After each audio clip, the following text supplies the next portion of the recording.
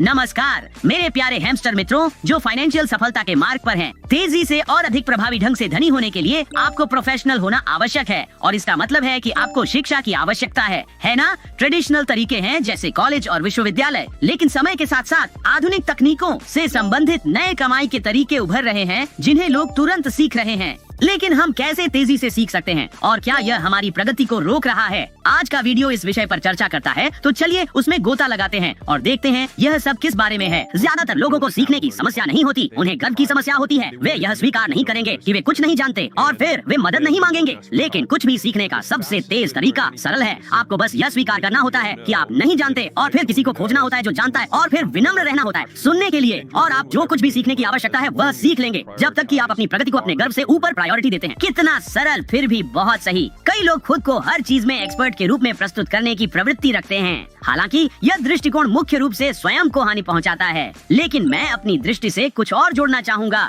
यह मान्यता देने से परे कि आप क्या नहीं जानते हैं, यह भी महत्वपूर्ण है कि आप जिस व्यक्ति से सीख रहे हैं उसकी एक्सपर्टाइज को वेरीफाई करें। आखिरकार जो लोग सिखाते हैं वे भी उच्च ज्ञान का ढोंग कर सकते हैं। इसे जांचने का सबसे प्रभावी तरीका यह है कि शिक्षक के पोर्टफोलियो को देखें। यह देखें कि उन्होंने कौन से प्रोजेक्ट संभाले हैं और क्या उन्होंने उन प्रयासों में सफलता हासिल की है। यदि उनके पास सफल कार्य का इतिहास है तो आप अपनी शिक्षा के लिए ऐसे प्रोफेशनल पर विश्वास कर सकते हैं। तो याद रखें दोस्तों, कभी भी यह मानने से न डरें कि आप क्या नहीं जानते हैं और जिन लोगों से आप सीख रहे हैं उन्हें सावधानी से चुनें। फिर मुझे विश्वास है कि सफलता अवश्य मिलेगी। अगले एपिसोड में मिलते हैं और याद रखें, हैमस्टर शक्ति है सबके लिए, एक और एक के लिए सभी।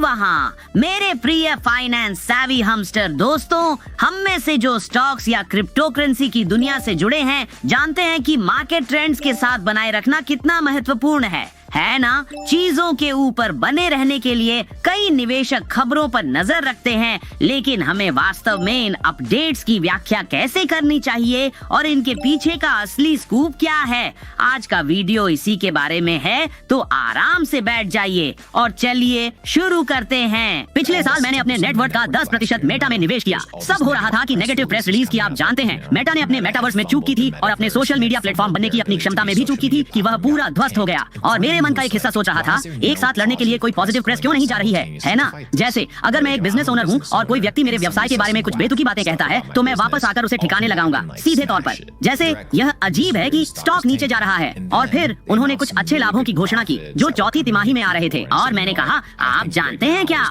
मुझे लगता है कि अभी मेटा के लिए अच्छी खबर की कथा आने वाली है। क्योंकि एक बार फिर खबरें लिखने वाले लोग इरादों के साथ होते हैं। तो जो कोई भी स्टॉक मार्केट में सीईओ है वह समझता है कि आपके कामों में से एक चार्ट को हिलाना है। आपका काम है चार्ट को कंट्रोल करना। आपका काम है चार्ट के हिलने के तरीके में शामिल होना, क्योंकि आपके पास निवेशक हैं जिनके लिए आप जिम्मेदार हैं। आपके पास एक बोर्ड है जिसके प्रति आप जवाबदेह हैं। आप एक पब्लिकली लिस्टेड कंपनी हैं। और आते हैं मेटा एआई के बारे में बात करते हुए, एनवीडिया के साथ इन बहु अरब डॉलर के सौदों के बारे में बात करते हुए, और यह 70% गिरावट से ऑल टाइम हाई तक जाता है। मैंने एक ट्वीट किया और कहा, आप मेटा के आसपास जो भी नेगेटिव प्रेस देखते हैं वह संस्थाएं आपके बैग खरीदने की कोशिश कर रही हैं। यह सब नैरेटिव है। तो जब हम बिटकॉइन की कथा देखते हैं, बेकार बिटकॉइन धोखा है, बिटकॉइन शून्य होने जा रहा है, तो कौन इसे लिख रहा है, उसके पीछे कौन है और उसका इरादा क्या है, वे क्या हासिल करना चाहते हैं। शायद मेरे बैग लेना चाहते हैं, इसलिए मैं उन चीजों को नहीं पढ़ता। हाँ, मैं पूरी तरह से जागरूक हूँ, पूरी तरह से मुझे जो कुछ है उसका विश्वास है। मुझे न्यूयॉर्क टाइम्स के कुछ बम्बों की बात नहीं सुननी है। खैर, ऐसा लगता है कि हम फिर से कॉन्स्पिरेसी के विषय पर हैं, लेकिन कुछ तरीके में वह सही है।